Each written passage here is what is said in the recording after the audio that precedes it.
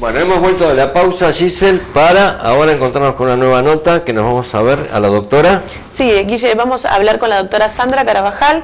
Ella es infectóloga, perteneciente al servicio de infectología del Hospital Municipal Eva Perón. Así que hemos tratado temas muy lindos como la prevención del HIV y demás consejos para evitar estas consecuencias, ¿no? Que es muy importante, sobre todo la prevención del HIV y no el contagio del HIV. Justamente, escuchemos con atención a la doctora. Hola a todos, nos encontramos entonces con la doctora Sandra Carabajal para hablar de un tema muy importante, HIV-Sida. ¿Cómo estás, Sandra? Hola, ¿cómo estás, Gisela? Sandra es la coordinadora encargada del servicio de infectología del Hospital Municipal Eva Perón y tenemos preparadas algunas preguntas para ella, nos va a sacar de muchas dudas. Sandra, lo primero que te quiero preguntar es, ¿cuál es la diferencia entonces o qué implica hoy tener el virus del HIV-Sida? Bueno, ante todo, decirles que no es lo mismo. En realidad nosotros decimos que la persona que tiene una serología positiva para VIH es la persona que convive con el virus del VIH-Sida, porque es un virus que una vez que está dentro del organismo no sale y se queda ahí. Y lo que siempre le recalcamos a todos aquellos pacientes es que es una enfermedad silenciosa. Es una enfermedad silenciosa que es necesario detectarla a tiempo para saber contra qué uno está luchando y que pasa por distintos estadios. Pasa por un estadio en donde hay un silencio total, en donde solamente lo vamos a saber a través de una serología, y hay un estadio al cual no queremos llegar y al cual aspiramos que el paciente no llegue o llegue lo más tarde posible, que es el estadio final, que es el del SIDA, en donde ya tenemos todas las enfermedades que a uno lo asustan, pero si el paciente, digamos, es detectado a tiempo, no necesariamente tiene que llegar a la etapa de SIDA. Sandra, o sea que no es lo mismo tener HIV, tener el virus en sangre, que tener SIDA en forma instalada. ¿No es lo mismo? No, no es lo mismo, no es lo mismo. Uno puede tener serología positiva para HIV y estar sin síntomas, ¿sí? Solamente demostrado por un análisis. Distinto es la persona al que llamamos que tiene SIDA, en donde ya hay un montón de enfermedades agregadas que hace que esa persona esté enferma, ¿sí? Bien, otra de las preguntas que te queríamos hacer en realidad es saber cuál es la prevención más efectiva hoy en día con respecto al contagio del virus del HIV. Antes, cuando empezamos a hablar de SIDA, de HIV, SIDA, uno tenía aquellos llamados factores de riesgo. Actualmente ya es como que ha caído un poco en desuso esos factores de riesgo porque en realidad estamos todos en riesgo de... Hay muchas personas de la población que no saben que son portadores del VIH. Entonces por eso ya no se puede hablar de factores de riesgo. Sí hay conductas que son más, que pueden llevar a que la persona lo pueda adquirir en forma más fácil, como por ejemplo la drogadicción, la promiscuidad, digamos el sexo no protegido, pero bueno, hay que saber que esta es una infección transmisible y no contagiosa. ¿Por qué hacemos esta salvedad? Porque tratamos de evitar la discriminación que en la sociedad es muy frecuente frente a este tipo de enfermedades, en donde la enfermedad contagiosa puede ser, por ejemplo, una gripe. La gripe es contagiosa por proximidad, por estar cerca de un paciente, pero es transmisible, por ejemplo, el HIV. Yo necesito hacer una acción, tener esto que yo digo, esta conducta de riesgo de promiscuidad, de sexo no protegido, de drogadicción en forma no cuidada, digamos, jeringas y demás, que son compartidas por muchos drogadictos. Entonces ahí sí hablamos de una enfermedad contagiosa. Con lo cual nos está sacando en realidad dos mitos muy importantes. Primero, que no hay poblaciones de riesgo, sino que estamos todos en riesgo y que en realidad todos podemos llegar a tener una conducta de riesgo que es la que tenemos que evitar. Y después tratar de reducir al mínimo o evitar por completo la discriminación de ciertos sectores de la población que a pesar de tener conductas de riesgo, bueno, no implica que tengan HIV, que estén contagiados con HIV. ¿Es así? Es así, es así. Hay que tener en cuenta, digamos, de que cuando uno tiene una conducta de riesgo como las que ya habíamos hablado, es mucho más frecuente que yo tenga posibilidad de contagiarme de otras enfermedades de transmisión sexual, como por ejemplo hepatitis B en primer término, hepatitis C en segundo término y recién en tercer término, más alejada, HIV. Lo que pasa, digamos, es que tanto la hepatitis B, la C y el HIV son enfermedades de transmisión sexual, pero es mucho más estigmatizante tener HIV que hepatitis B y C, pero no es mucho menos grave tener estos otros tipos de enfermedades. Claro que sí, en realidad todos nosotros deberíamos hacer un ejercicio de reflexionar sobre este aspecto y bueno, evitar la discriminación. Sandra, a ver, ¿cuáles son las medidas que vos podés recalcar para la población en general que nos está escuchando? Básicamente, digamos, uno hace hincapié sobre todo en las personas jóvenes, en donde no tienen una estabilidad, ya no hay una estabilidad en las parejas.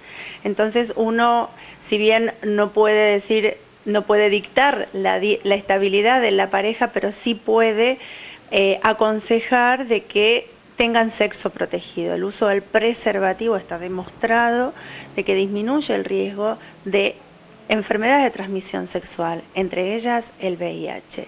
Esto fundamentalmente. Y la otra es el asesoramiento, el preguntar. El preguntar que no dé miedo, digamos, contagiarse, sino hay que preguntar para estar prevenidos, digamos, y sacarse todas las dudas. Básicamente eso, acercarse a cualquier centro de salud y preguntar, sobre todo esto más hacia los jóvenes, ¿no?, que tienen un poco más de dudas. No cabe entonces ninguna duda que el uso del preservativo reduce en un gran porcentaje realmente el riesgo de transmitir y contagiarse a su vez del virus del HIV. Eso no cabe ninguna duda. No, de ninguna forma. Bien.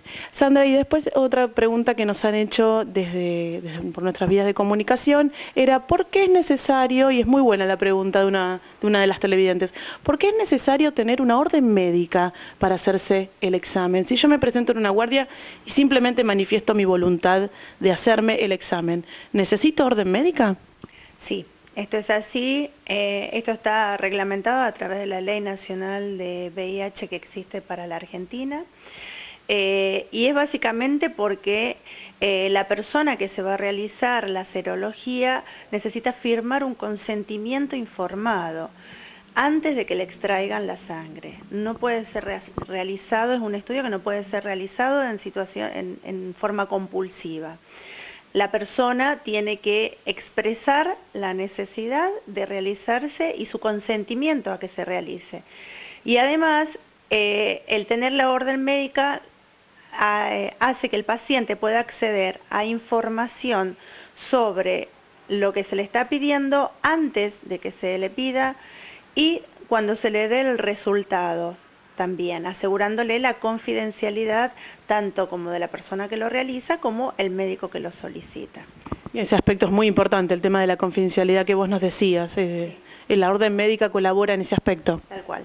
Y lo otro que es importante es saber que a través de esta ley y con las sucesivas modificaciones que se le han ido haciendo a través de los años, se ha previsto que toda persona que quiera realizarse en forma voluntaria o, digamos, dando su consentimiento a esta serología, lo puede realizar, tenga o no tenga obra social. Si no tiene obra social o prepaga, que están obligadas a cubrir esta enfermedad a través de leyes, el Estado debe cubrir tanto el Estado, digamos, cubre el diagnóstico como el asesoramiento y el tratamiento si hubiera necesidad de realizarlo. Bien, es importantísimo este aspecto. Y por último, otra de las preguntas que ha surgido es, en el caso de una mujer que tiene el virus de HIV y se embaraza, queda embarazada, sea planificado o no, ¿hay forma de prevenir? Tenemos entendido que sí, que hay forma de prevenir que este bebé tenga la enfermedad posteriormente. ¿Se puede reducir el riesgo de la transmisión hacia el bebé? Sí, esto es así. Hay protocolos de medicación ya ampliamente probados a partir de la semana 14 en aquella persona que no está tomando tratamiento y que diagnosticamos que es portadora del VIH. le damos medicación a fin de prevenir o disminuir el riesgo de pasaje transplacentario del virus del VIH. Esto se hace durante el embarazo, se hace durante el parto, y a la mamá después del parto se ve cómo quedamos, en qué situación quedamos, si continúa o no tomando medicación y qué tipo de medicación, y el bebé sigue tomando durante 6 semanas más medicación antirretroviral, que es la específica para el tratamiento del VIH, y durante ese tiempo, bueno, también se lo estudia para saber si si hemos tenido éxito en esta prevención, en esta profilaxis que uno hace. La realidad es que los tratamientos son muy efectivos, llevados bien a cabo, digamos, o sea, con una buena adherencia materna, los tratamientos son muy efectivos. Y de 10 chicos que nacen vivos, 7 nacen totalmente sanos. Es una cifra alta, que es un dato muy alentador al respecto, ¿no?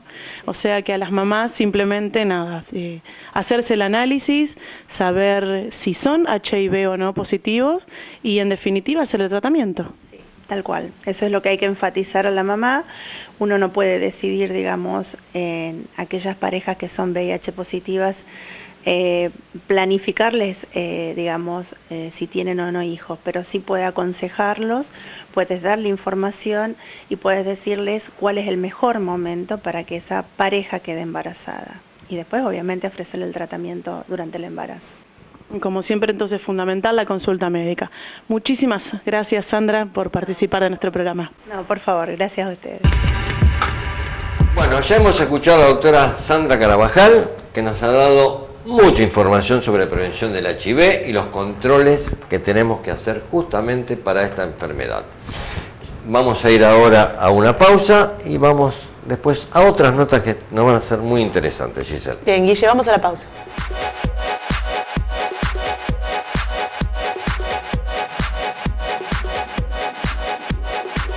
Seguimos viendo El Canal de Merlo.